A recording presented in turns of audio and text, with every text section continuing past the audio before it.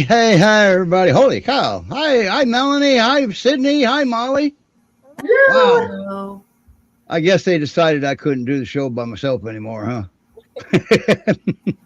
Boy, what a show we have today. And we have a very special guest coming up here with us here in just a second before our featured guest. This is something that wasn't advertised, except something you guys might remember. We've got the president of the Great Pyrenees Rescue Resources, Utah, Montana, with us today. And hi, Sarah. Hi, Steve. How are you? Doing pretty good. That's a heck of a backdrop you got there. Where are you? Bear Lake. Okay. And where's that at? I'm actually in Idaho. It's on the border of Utah and Idaho, northern Utah. That's right. You were in Idaho, but not doing rescue work this time, were you? No, doing repairs. Doing repairs to your mom's house, to your mom's. So, yeah, and you're on your way back home, but yet you still took time out to be with us. I did. Okay. Yep. I really appreciate that. How much time do you have? Because we're going to bring Peanut up real quick. Remember Peanut? Oh, yes. Perfect. I'm glad. Okay. Yeah. Yeah. So I've got about a half hour, if that's okay. Okay. Well, that's just perfect because we've also got Katie down there with Phoenix. Oh, good. I'm excited to see him. So, but first, we've got an announcement to make. A couple of them, I think, maybe. The GPRS calendar contest has an official winner. Ah. And that dog was Lillie Mae, wasn't it, Sydney? Yep. Lillie Mae. Congratulations to Lillie Mae. She's the GPRS Top Dog Calendar. Yes. winner. And I actually got to meet her in person, Lillie Mae, when I picked up Angel Marie from transport to foster. And Lillie Mae is a very pretty pocket peer. She's very pretty, very sweet. Little pocket peer. Mm-hmm. All right. Okay. So for those of you out there that don't understand what a pocket peer is, that would be a Great Pyrenees. Great, the name. That's under 75 pounds. That's what the rescues call a pocket peer. I guess you can put them in your back pocket and take them everywhere you go. All right. It's just a big dog joke, really. Yeah, that's right. And see, to us, they're teeny weeny little dogs, right, Sarah? But to somebody else, that may not have the same meaning. Right? Correct. Wow. All right. Hi, Debbie. So, hi, Marnie. Wow. Interesting. Cool. So, all right. Well, without further, is that it for the announcements? That's all I got. Okay. So no more adoptions that we've been bragging about that's been on the show recently or anything like that. Okay. So let's talk about the show real quick and then we'll get in, because if I don't get Peanut up here pretty soon, Sydney's going to kill me. All right. So Levi's down there and Zach will be here in a little while. He actually, Zach's on the board of a rescue in Utah that is now taking in dogs that he had an adoption he had to go take care of. And he's hoping to get back for the second half of the show. Levi's down there. He's our behaviorist nutritionist and up there in Alaska. And we got to get him up. Just say hi, okay? Hi, Levi. Hi. All right. So, and that's Sarah up there. I don't know if you ever met Sarah, but she's the president of the GPRRUM in Utah. So, Hi, and Levi. then there's Molly. Hello. Molly is a volunteer and a foster for Great Pyrenees Rescue Society. And there's Sydney, same thing. She does they all do behind the scenes work. Melanie is also a volunteer and foster for GPRS, and she's the show's producer. So there we go. And Levi, can't forget Levi. Levi's Levi. He is he's a co-founder of the New Hope Behavior Consultants for the Guardians. Yeah. So anyway, without further ado, I don't want to die, so we got to get Peanut up here, okay? And Melanie, bless her heart, she made Peanut a new video that is very, very fitting. All right. I love this video.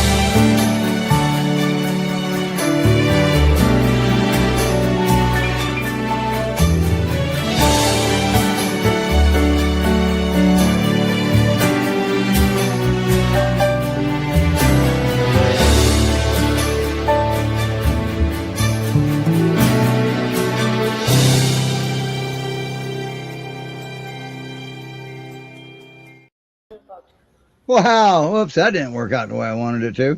Sorry about that. Anyway. You've got me out of here good. crying. Yeah, I do, don't I? Okay, that didn't work out. So we're going to try to fix that. I thought that's what I get for thinking, right? Hi, Amber. While we're trying to figure this out, it won't let me change it. Let me try. Yeah, you try. There you go. I couldn't change it. Hi, Amber. And there's Mr. Peanut, Sydney's favorite dog. I love him so much. He's a pretty sweet boy, right? Are you a good boy? Yeah. Oh, Wow. Do I see a dog bigger than Peanut, or is that camera angle? Callie's just closer. She's only about 95 pounds. Peanut's And how 140. And how much does Peanut weigh now? 140. We've tried to get him lower. He's just big boned. We're not going to judge him for it. Okay, we won't judge him for his weight. All right. We hike all the time. We walk every day, minimum of 2 miles. We usually have a second walk when the weather's, St. George, depending. He's just built the way he is, right, buddy? Yeah. Wow. Do you have any questions, Sydney? Do you feel like he's settled in even more since you made the official decision? Like what differences have you seen since that point? Since we have, officially adopted Peanut, our routines have kind of stayed the same. Luckily, my husband works from home, so he and Peanut hang out all day, and he knows that somebody's here. It doesn't mean he doesn't cry when I leave, but even if both of us leave now, it's no longer this frantic panic. He'll just sadly paw at the door and whimper. He's still sad, but he no longer seems like he's completely panicking. So. Wow. Yeah. I mean, that sounds like a pretty big deal to me. Yeah, well, he had a traumatic event in his life. He spent his life with the same family, and then through divorce, he lost them. That wasn't his fault. He's always been used to, from the story we heard, he's also very vocal. I am convinced he has Malamute or Husky mixed in. Well, you can look at him and probably be pretty certain of that. And the undercoat fur. So, it is definitely different. Girl. But he was a dog who was always used to having someone home alone. So how he ended up with us was I saw a post about him on Facebook that the local rescue had this dog who just wouldn't eat, just cried and howled all the time, just was not doing well in a kennel, which, who would, but just was not doing well. So I volunteered to go get him, informed my husband that he'd be a stay-at-home dog dad permanently. And we try to provide a space for him that was more home-like instead of being stuck at the shelter. So I guess my question is, what took you so long to make the decision to adopt him? Because I had 2 already. I get it. Yeah, this one's the bully, this one's in charge, and this one just laughs at everything. If dogs could laugh, Peanut's like, all right. Wow. And isn't he the hit everywhere he goes? He gets to go to farmers markets. He gets to go everywhere, doesn't he? I didn't bring him to the farmers market. We didn't bring him this past Saturday because it was muddy down here. Weird. The desert got rain and everything was just mud. And so I messaged my husband. He's like, maybe we'll skip this week. Peanut cried the whole time, and I had a bunch of people ask me, where's our dog? He didn't skip this week, so yeah. That's his favorite day of the week is Saturday when he goes to the farmer's market and pets him. And wow. Yeah, Ain't that amazing? That's the thing. When you have a dog with a fan club, you got to deliver. You do. Teams, you do. And you might be giving Katie some ideas here too with Phoenix. Farmers market every weekend. Interesting. All right. Wow. Hey, Sarah, since he used to be your dog, do you have any questions or comments for Amber? We're just so grateful that she adopted him. Oh, I'm sorry. Now my dog wants to talk. But no, right from the start, we would tell each other, we hope he doesn't move. We hope he doesn't go anywhere, because we knew. Yeah. Amber's wonderful. Her husband's wonderful. And Peanut's what did I really say lucky. privately? What did I say? You said privately it for a too, while? yeah. I said I don't think it's a good idea to move that dog. Yep. Exactly. It's so hard to find him the perfect home, and I'm like, I guess he's here. You live here. Like, why? But he's Yeah. so happy now, and he's so loved, and we're so appreciative of that. So And the decision was mutual, Peanut's part and Amber and Tony's part. That Oh, was yeah. a mutual decision. So, and where is Tony right now? We see you, we don't see Tony. See, I'm more sociable. He's Gotcha. over there. So he's the introvert of the family. Yes. All right. Okay, but he can hear me, right? Hi, Tony. All right, thank you. The relay works just fine. So, so do you have anything to say to anybody that says I can't afford to foster a new dog, or I don't want to foster a dog because I'm afraid I'm going to keep them?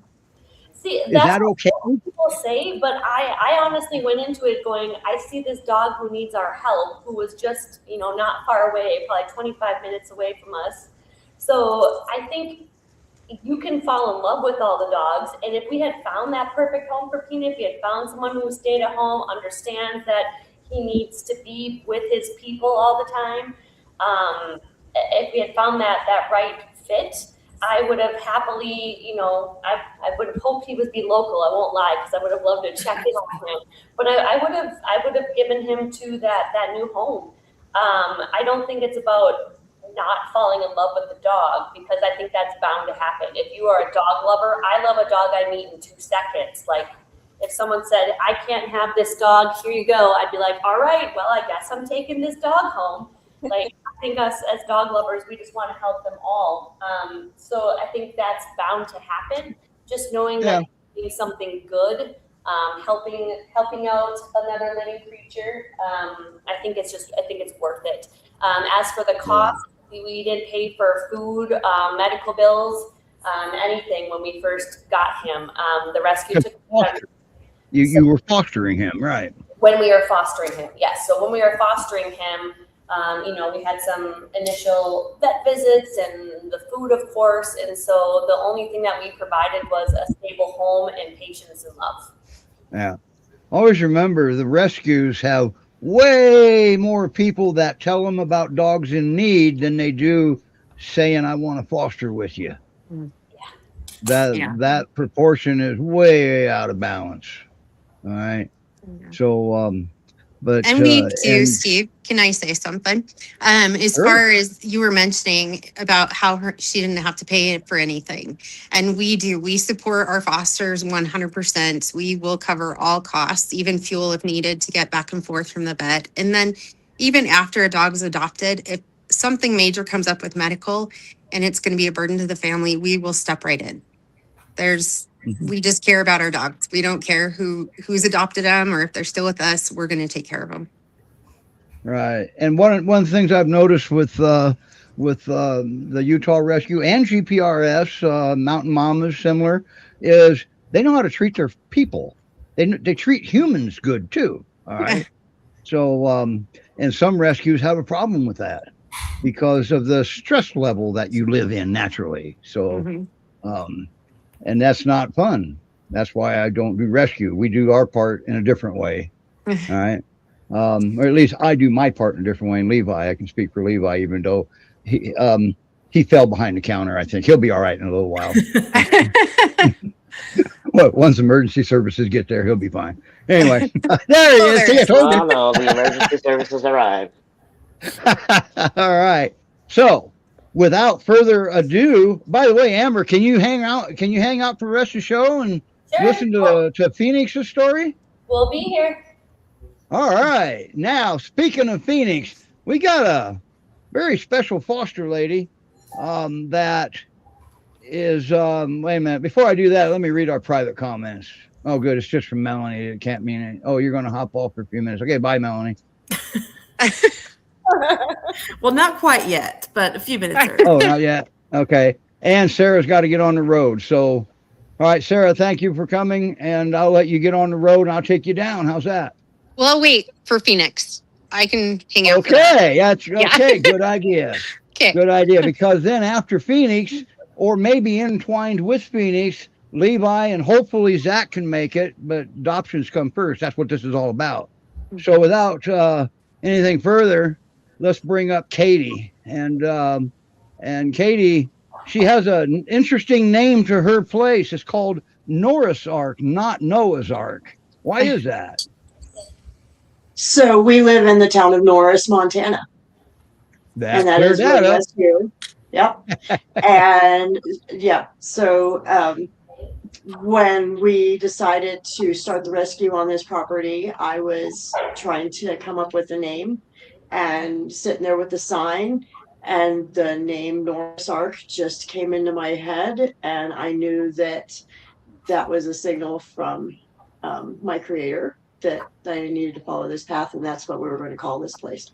So that's what we Cool. did. It's I Norris like Ark. that. And now you got a special boy there. I can. Thank you. I'm going to fill people in what I know about Phoenix, just briefly, okay? And Marnie says you guys amaze me. All I can say is thank you for all you do.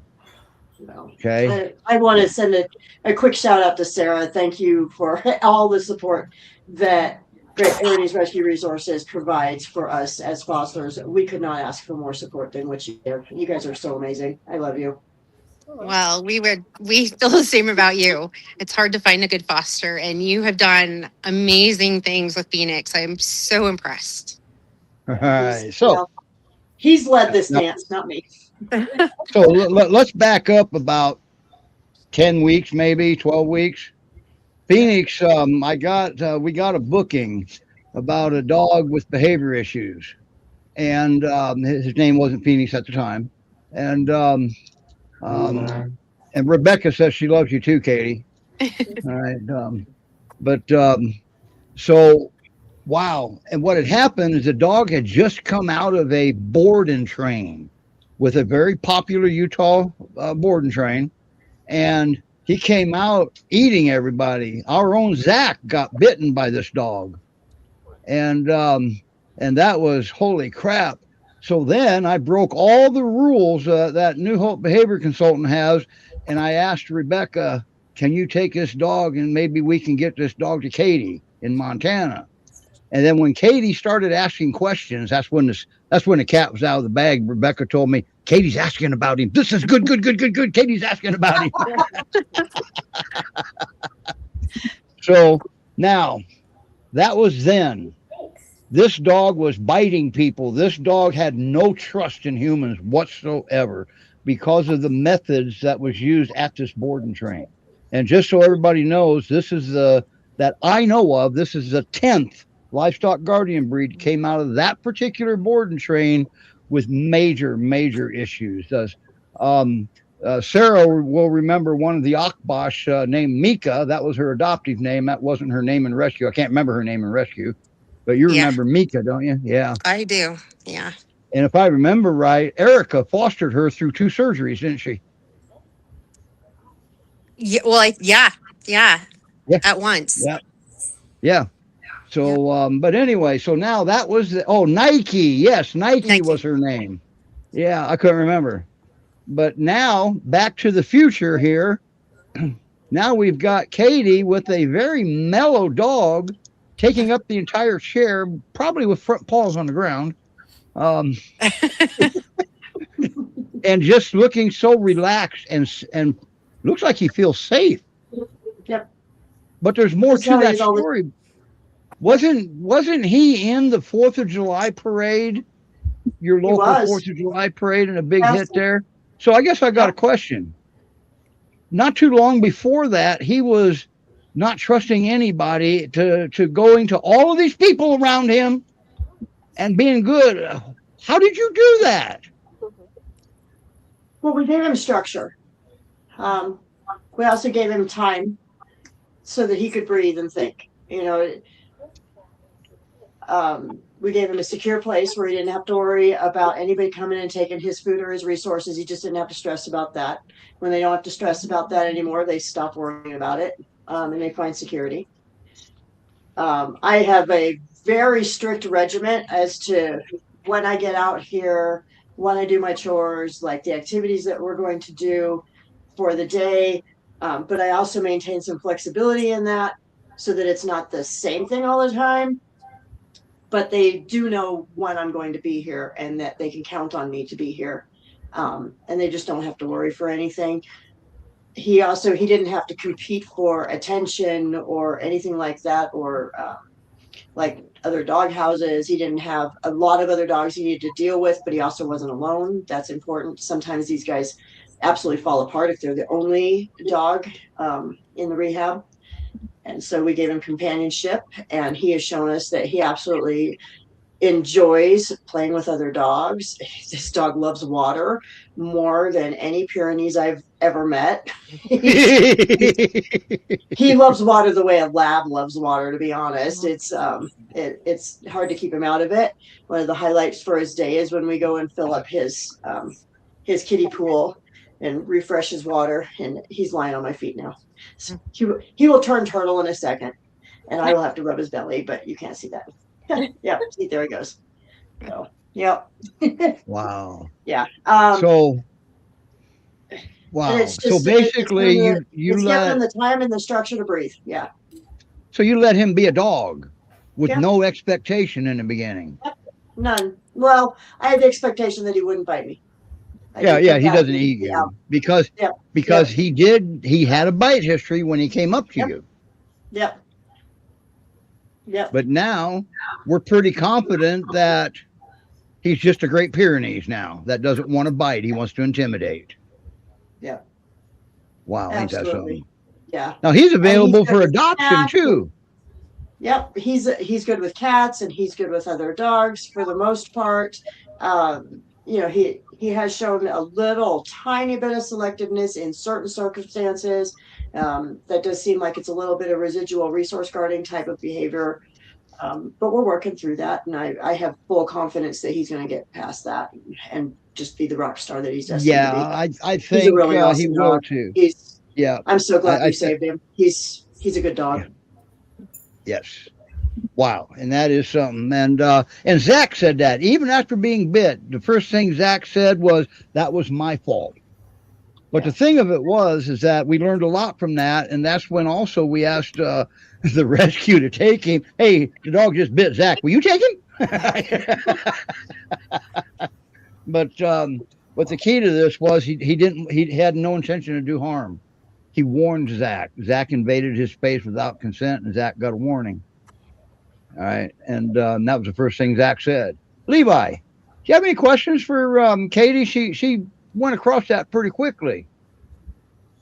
No, that all sounds like a really positive environment for him to rehabilitate himself in. Like you're there to provide the safety and the structure, and he's there to just heal. Yeah. I've been following Katie for a while. Katie didn't even know it. I guess you could call it I was stalking her. I don't know, but I've been following Katie for a while, and she's does this with a lot of dogs, and not just dogs. She saves bison too. Well, I mean, I think that's a fluke, Steve. But it's there. It's happening. So for those who haven't been following Norris Ark, I have been dealing with a very serious hoarding situation in Bozeman since February. I've known about it since October, but I started actually actively working on it and removing animals from the place back in February. And mostly it was dogs, mostly border collies, my least favorite breed to work with. They're just too fast for me. I like the calmer, more thoughtful livestock guardian breeds and the giant dogs. That's just my preference.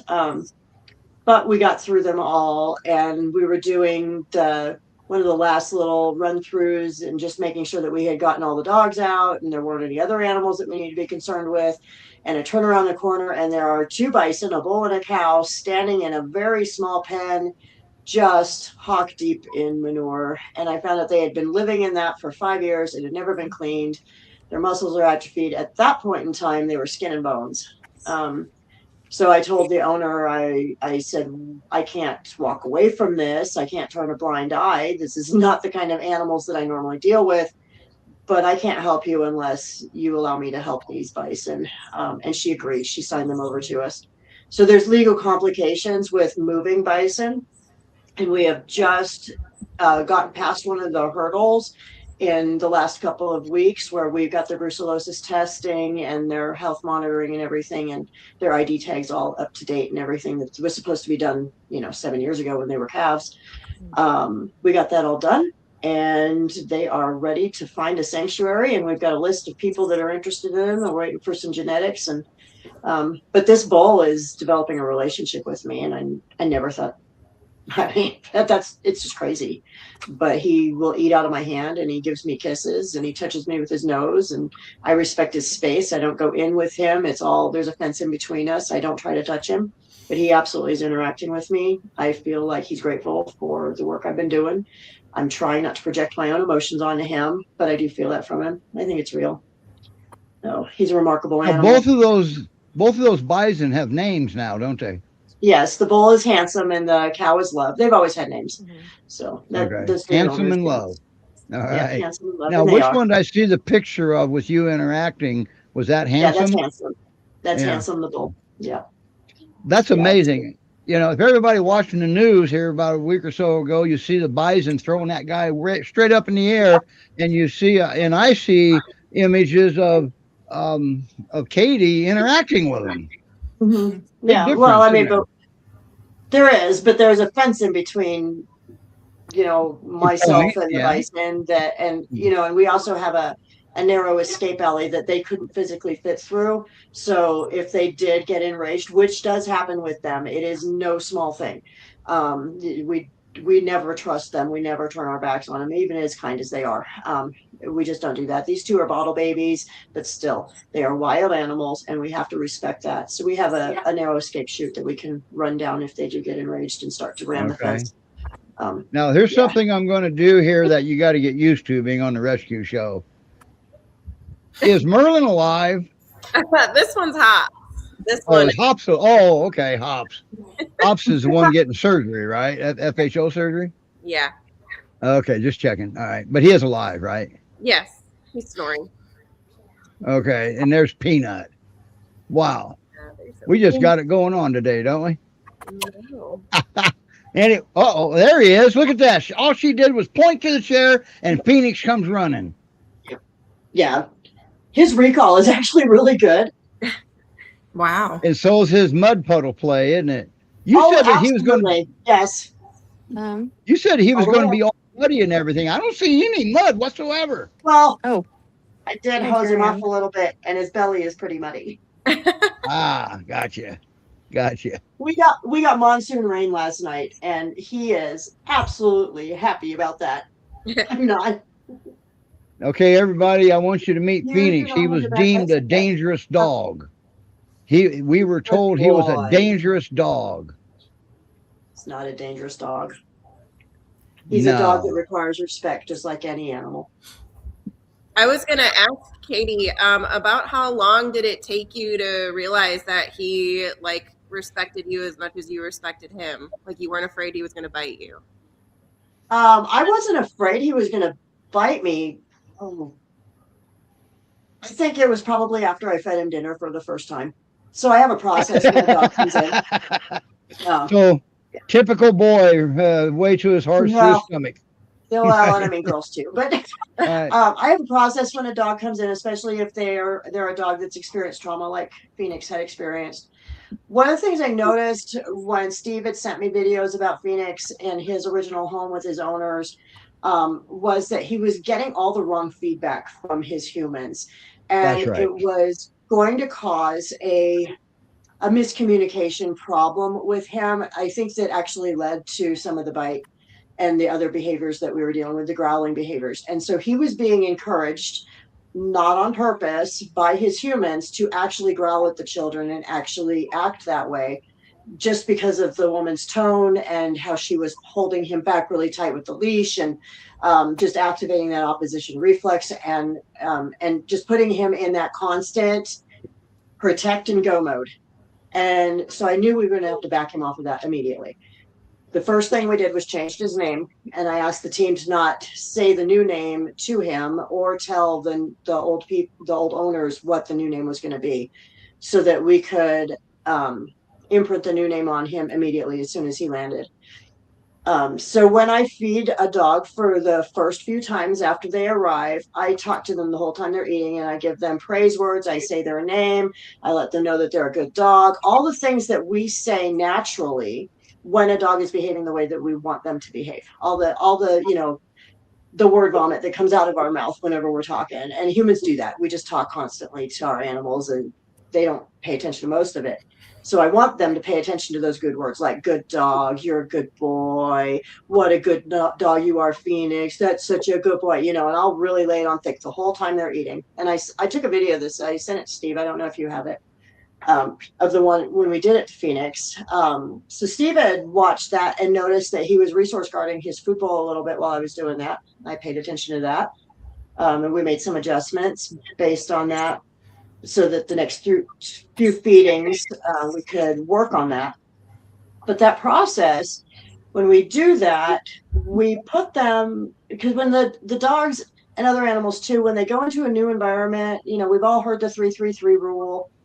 I believe that when they hit that new environment, we have a very brief pseudo imprinting period. It's not as strong as when they're babies, but it does occur where they're still in shock, but they're learning all the stuff that's around them, and they're absorbing the positive things and the things that are safe really easily and fast. They're also going to absorb the things that are dangerous really fast. So we have to be careful.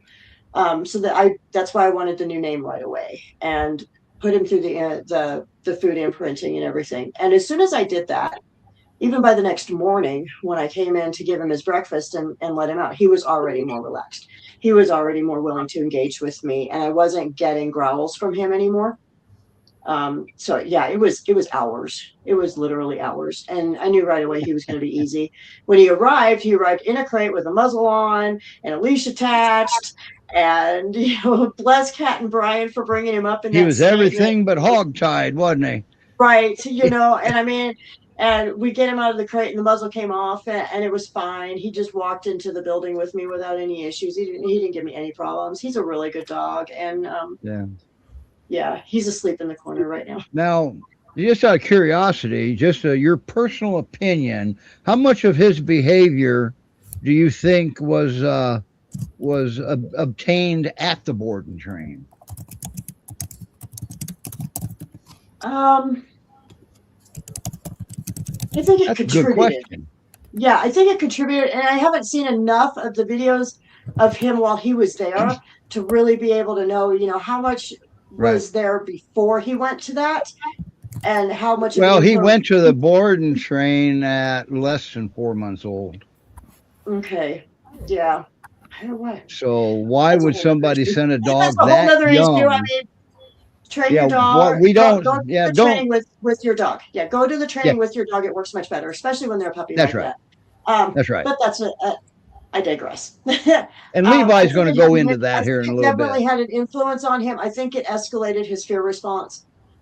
Because when we would leash him and do those types of things, and I don't know if anybody's seen those videos coming from that particular trainer, but it's a lot of jerking on the leash and it's a lot of intimidation, and the dogs and I've seen several dogs act this way with this particular training. We've had other dogs that, not through Steve, like St. Bernards and other dogs that have come from him, they're all the same. They all walk with this cowering fear, like what is going to happen to me next? Their eyes are up and wall-eyed.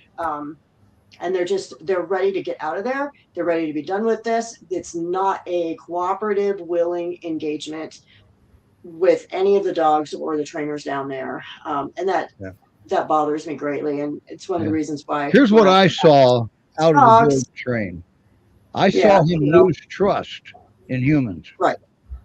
Exactly. Yeah. And I think that did have an influence. And then with the second owner that he was with all of with the improper feedback, I think that was escalating. And I think that's probably what contributed to Zach getting bit, is what, you know, he should have been able to push that boundary, in my opinion.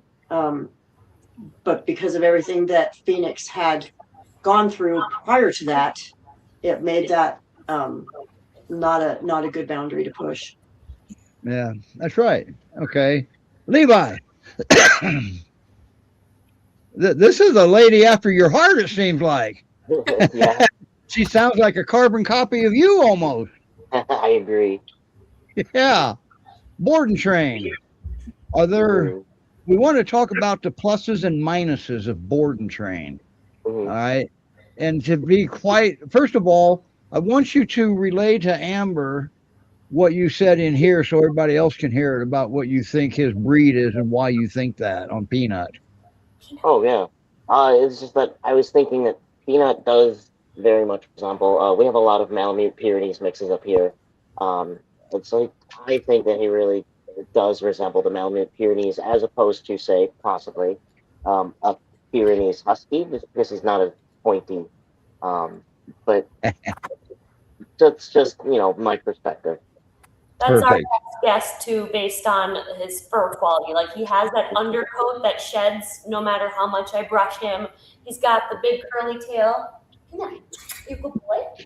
There he went. But Great Pyrenees has all that too. Yeah, but it's I mean I have another peer. She's sitting right over there, and it's the fur quality is different. Callie's has long hair. She's as far as we know, a peer. She looks like one.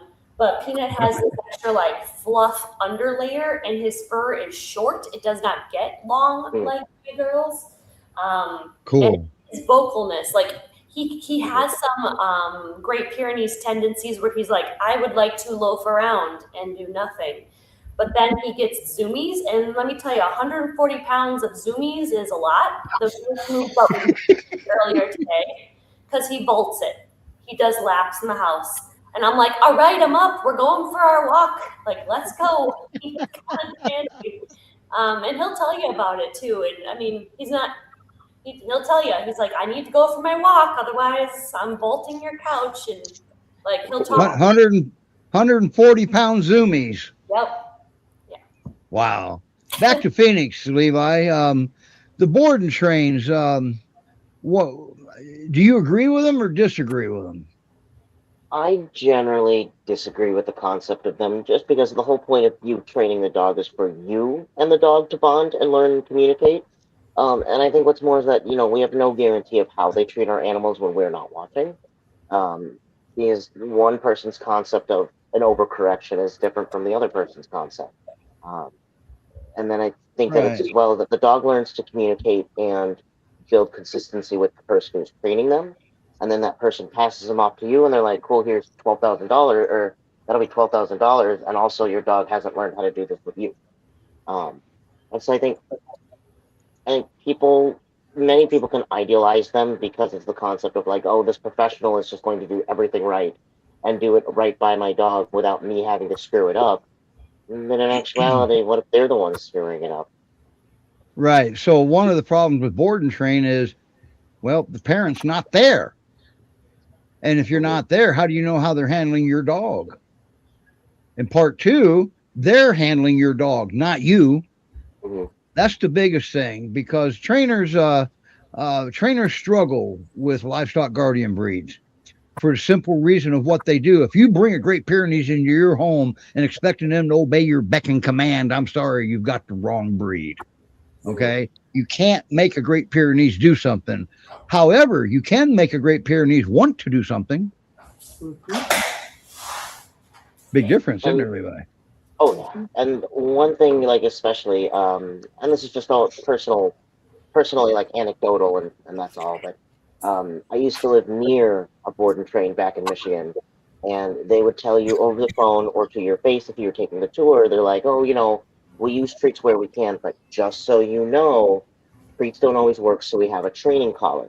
But the amount of, because I worked in a different, pet facility that people would ask if we do board and train, and I'm like, "Oh, no, it's those guys there." We would have people come back from those guys over there and say, "My dog came back with burn marks all over his throat."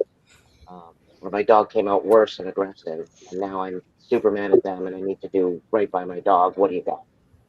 And so just personally, anecdotally, not to say all board and trains are out there doing that, but That was my personal experience with it.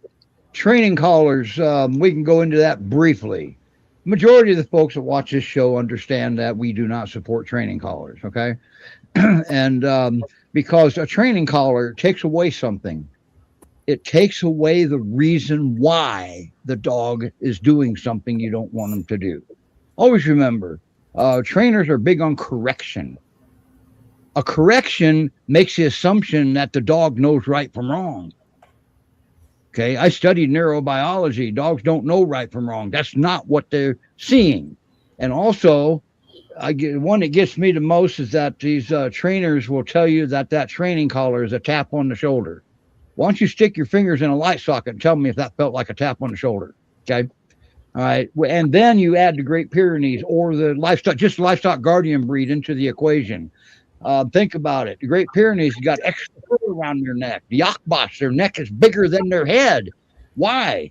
It protects them from the kill shot of the predator.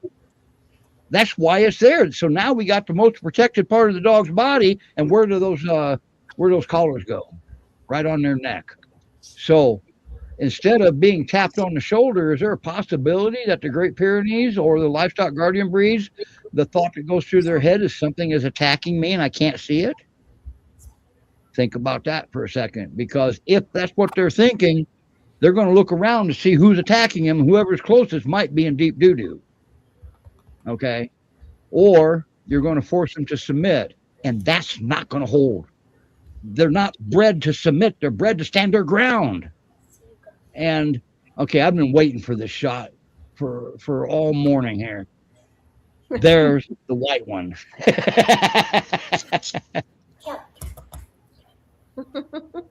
Yep.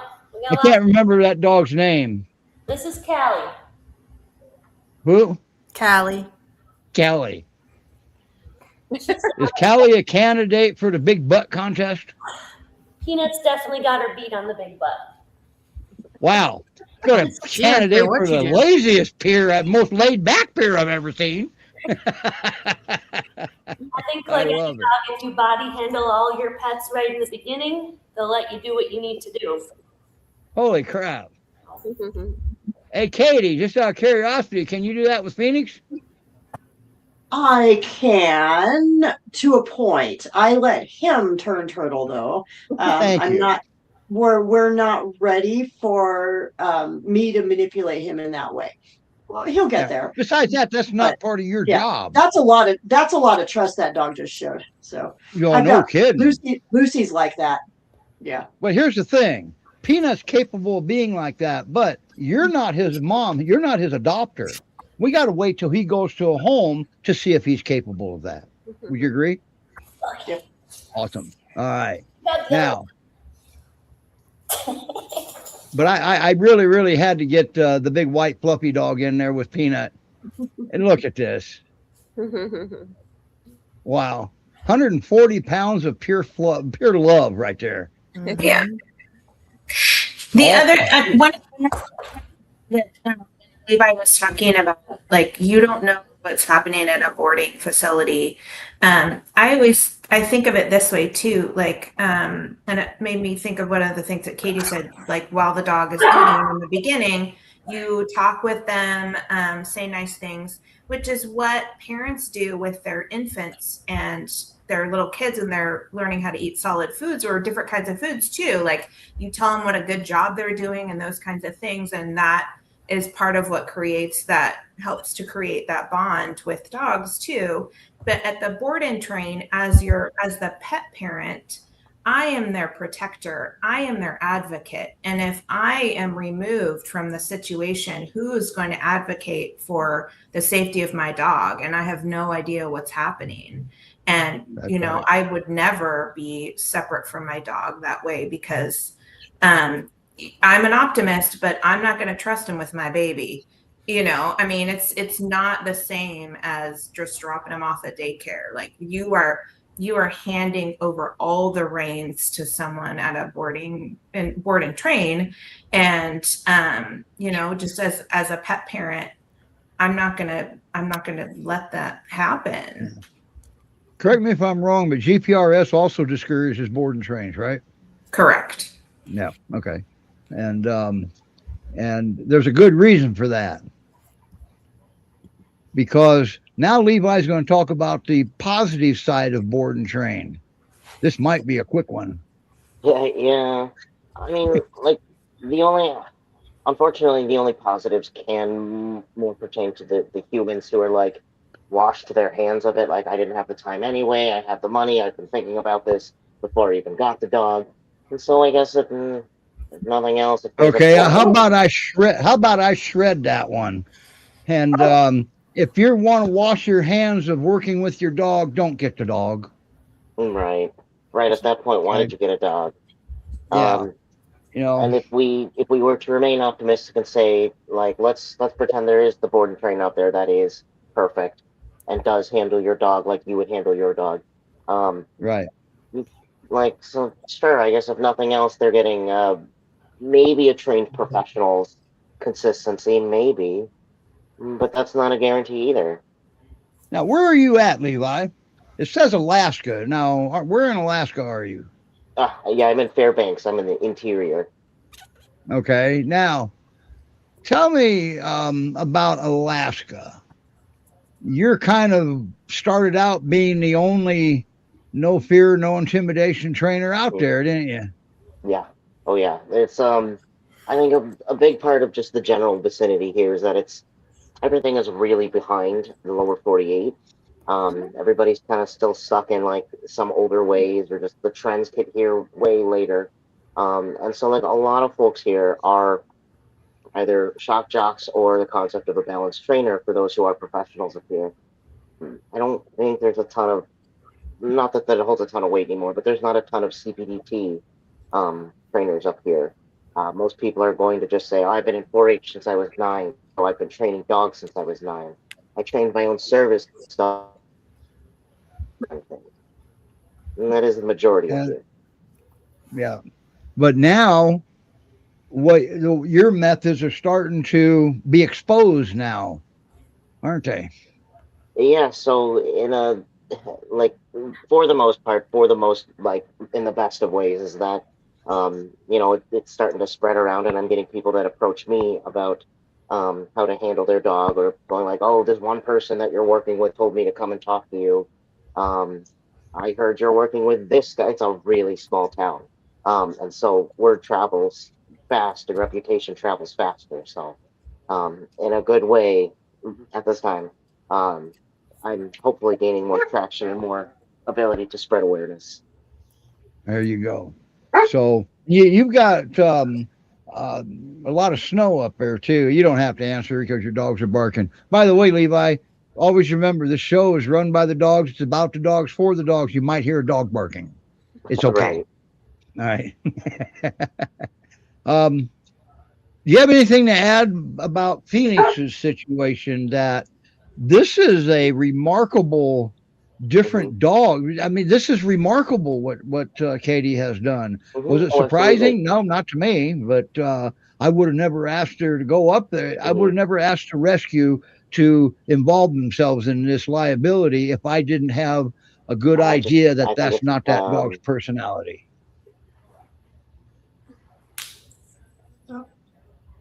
Levi's having Starlink issues.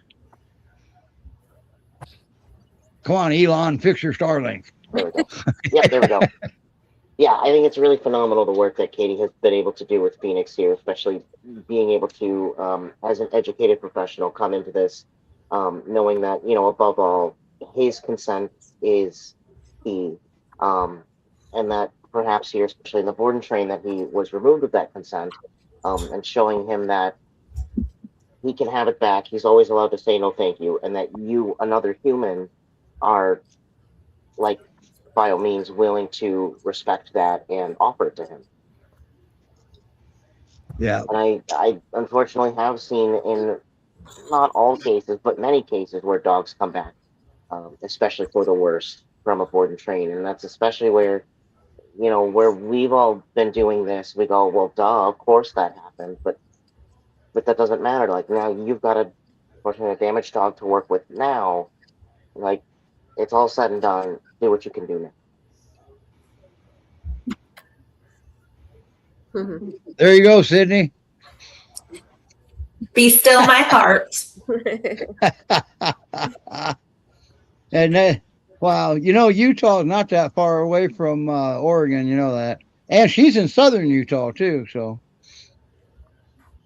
Yeah, but right anyway. on the border of Arizona, so not too much hiking right now. If we do, we have north. And Steve, Sarah has to head out, so. Oh, okay, Sarah.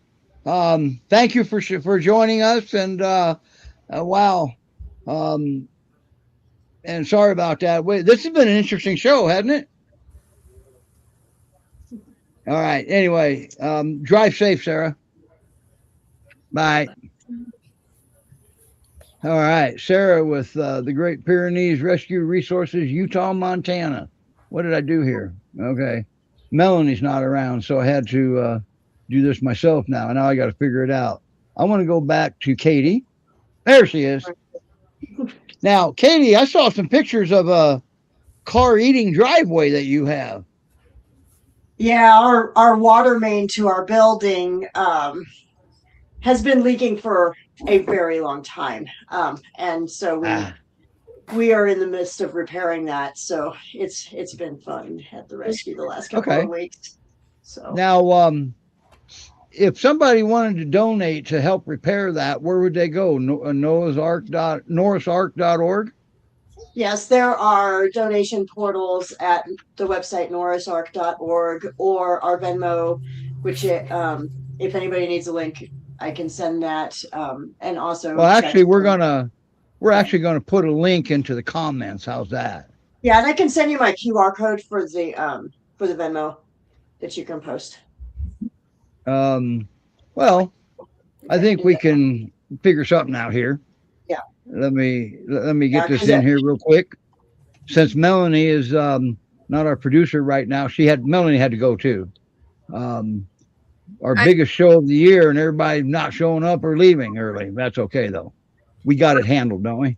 Katie, do you have a Facebook page? Yes. So it's Norris Ark. Okay. So it's got that Norris Ark Rescue 501c3, I think is the name of it.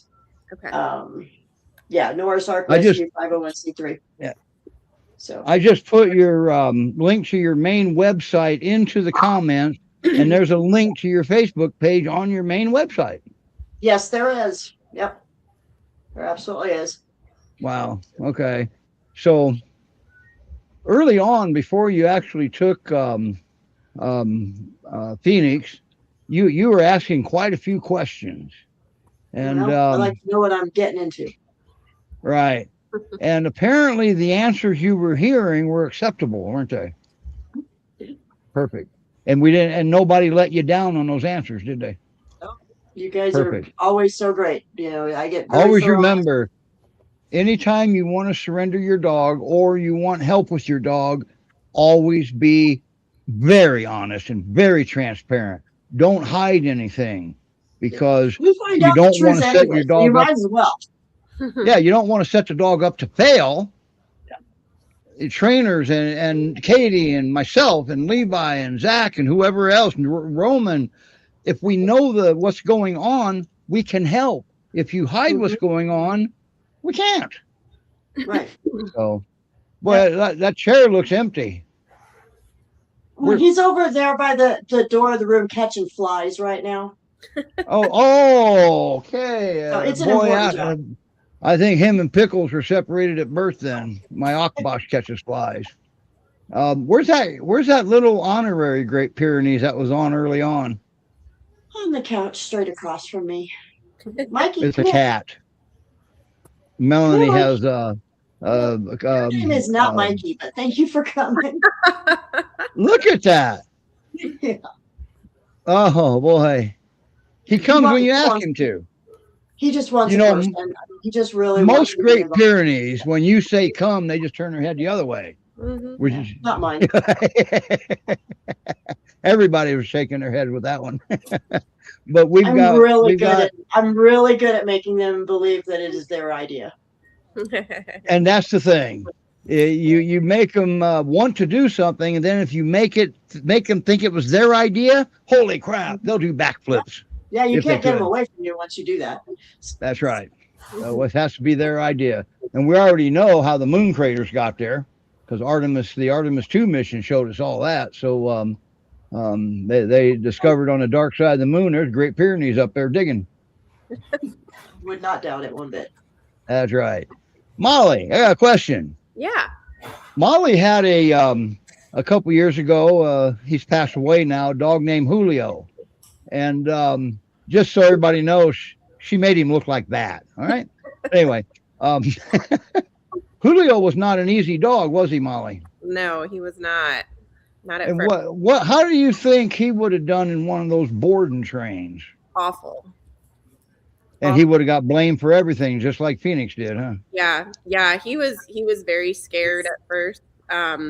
He looked like he wanted to bite you, but I don't think he ever did. Well, actually, he thought that's how you initiated play, was showing his teeth and everything. He eventually did that, but yeah, I mean, the biggest thing, I think a big take-home message from all of this is trust. Like, you really need to develop trust with the dog and let the dog trust you in order to get good results and positive behaviors. And always remember, the dog's not going to trust you if he doesn't feel safe with you. Right, exactly. So that goes hand in hand. Yeah. And get a long way with trust. This dog is almost living proof right there. He's just, holy crap, is he alive? Nope. Peanut. Hey, he moved. Boy, He he is so abused in that home, isn't he? Yep, terrible. Yeah, it's just like any dog in Sydney's home is so abused. We get to see him often. You missed it because while we were small, Angel Marie turned on her back. It was like wiggling like this because that's. I saw it. I couldn't get it up in time. Yeah, she really loves to do that when she's feeling fine, and she'll do it after she eats too. It's really funny. She'll come in, like, rub her chin all over the bed and then flip over and like wiggle around. Now, Angel Marie is your foster, right? Yes. And she's available for adoption through GPRS, correct? Yep, she is. And she's a little gal. She's a pocket peer. She's about 63, 64 pounds. Okay. And she's she's such a nice little dog. I call her little one or sweet little thing because she just is. Well, everybody, especially Molly. Molly's the queen of the nicknames, aren't you? Oh yeah. It's surprising not to see a dog next to you. I know. Tommy just came home, so they're giving her some love. Okay. So how long did it take you to get Julio to where he had a big problem with men, right? Yeah. And didn't you guys use Tommy's dad as a guinea pig? We did, yeah. Hey, yeah. Hey, Dad, can you come over and see if Julio will still bite you? Yeah. I just can't imagine that conversation. Yeah. Barked at him the first time for the first 3 hours that he was there the entire time. So, but yeah, we got to a point where Julio was seeking affection from him. It took probably a good 6 to 9 months. It took a while, but we just kind of let him take the lead on that. And whenever he felt comfortable being around him in the same room, it happened on right. You know what that tells me? It tells me that no force, no fear, no pain does work. Yeah. Slow as fast. There's Phoenix right there. We've got Julio. We've got Hop. We've got Merlin. And what was that female dog that you had that was so hard? What was her name? Pickles or Bailey. Bailey. Miss Bailey. Yeah. Yeah. And she's thriving now, isn't she? Yeah. She found the perfect home. Yeah. Didn't you and I have a couple of sessions with her too? Yeah. Mm-hmm. Yeah. And the biggest key to this is don't be afraid to reach out for help. We don't expect you to know everything. Okay. Right. We don't expect that. Yep. And, but we've got situation right here with Mr. Phoenix. He's living, walking proof that he's not a dangerous dog. Yeah. But he was labeled a dangerous dog. Fortunately, they didn't put it on his microchip. I've been training 30 animals for over 30 years as an adult. And I learn from every single one that comes into my life. That's right. And I learn That's from right. every single person that comes into my life. I am never done learning how to do this. I mean, there's always something insightful, whether it's something that I need to do differently or something that I shouldn't do again. We are always learning. And it is Look at always that. great to be able to have discussions with other people that do this. Because to adopt Phoenix, you go out to the Great Pyrenees Rescue Resources Utah Montana's website, and you're going to find him up there. Let me see. There we are, right there. There it is. We're scrolling across the bottom. That tells you that's your adoption form, and it's just that wow. Phoenix, what a boy. I don't know how else to put that. And that's their main website. So go out there, and they got more than just Phoenix available for adoption. Phoenix is public and ready to go, looking for his forever home. Okay, and he's going to be one heck of a dog for whoever adopts Phoenix, isn't he? Believe it. But always remember, you can't adopt unless you apply. You got to apply. Okay, whether it be with GPRRUM or GPRS or anybody, you got to apply. All right. So, because they got to get to know who you are, they're not going to send their dog to somebody they don't know. Okay. That's why you apply.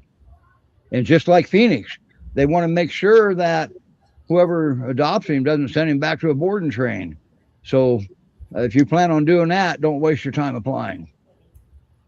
All right. But if you really, really want one heck of a dog. Look at him. Look at the cat. Yes. Yeah. Well, here comes Mikey, and Mikey's weaving in between his legs and rubbing all over him right now. Mikey's the cat, right? Yeah. I know a lot of people that give their firstborn for a dog like Phoenix. So let's get your applications in. And and he was good with teenagers at the fair. We haven't tried him with kids under 12 yet. Okay. And that was one of the behavior issues that he was having in the other home before he came here. Yeah. But I think he's not a real big boy, is he? You just make him look big, right? He's really, well, to a small child he will be. But yeah, absolutely. And there's the cat right there. Did Mikey steal your seat, Phoenix? What are you going to do about it? Can you sit for me? He's inquisitive. That expression on his face was inquisitive. Why are you in my chair? That's what he wants to know. You're in my chair. Okay, here comes Kitty. Just so you know, everybody, that me and that cat, Mikey, we were the ones that did the sound check before the show. Me and the cat. Yeah, well, he was just trying to help again with that. Yeah, I see that. All right. Wow, everybody. What a show. Katie, thank you so much. And you're getting another dog in out of that same board and train here in about a week or so, aren't you? We look forward to featuring that dog on the show, too, when it's time. Yeah. Okay. Yeah, I think he's going to be okay, too. I think he's going to be, too. He's he looks like Phoenix, only fluffier, huh? He was a fluffy boy. He looks like he's a bigger dog. But Phoenix is still young. Yeah, Phoenix is still young. So we believe he's only 18 months old. The other dog is younger than Phoenix. Oh, really? Okay. Yeah, I think so. Now he's going to get a new name too, also, right? Yeah, I think that's necessary. Yeah, and here's why we do that. And I'm going to get us all the same size again so we can close out after this. Anytime we're suspicious that saying the dog's name triggers a bad memory in his life, we want to change that dog's name. Okay. And we clearly had that with Phoenix's old name. And I think Katie will discover that the new dog coming in, we don't want to say his name right now because we don't want to jinx anything about him getting there. Okay. So I appreciate that. Thank you. Oh, yeah. Yeah. So, and the boarding train, we're not going to tell you who the boarding train is. Period. I mean, that's it. I mean, the guy's in business for profit, and we're not here to run him out of business. We're hoping he watches this and has questions. Wait a minute. What are you talking about? I don't know what I'm doing. No, we don't. We're not saying you don't know what you're doing. We're saying there's another way. We have a different approach of doing this. And Katie's been doing it for over 30 years. I've been doing it for over 40 years the same way. It's worked for me, worked for Katie. It can work for just about anybody. All right. So, and, but anyway, what do you think, Levi? Are we okay? Oh yeah, we're all good, I think. All right. Look at Peanut there. Those two dogs, Peanut and Callie, those two are probably the most abused dogs we've ever had on the show, don't you think? Amber, thank you and Tony so much for realizing that Peanut was already home. He's a great boy. Hey, I just got a quick question. I remember there was a section of your yard that the fencing was questionable. Is it still like that, or you trust Peanut to be out alone in the yard now? Still like that. He doesn't care anymore. Oh, okay.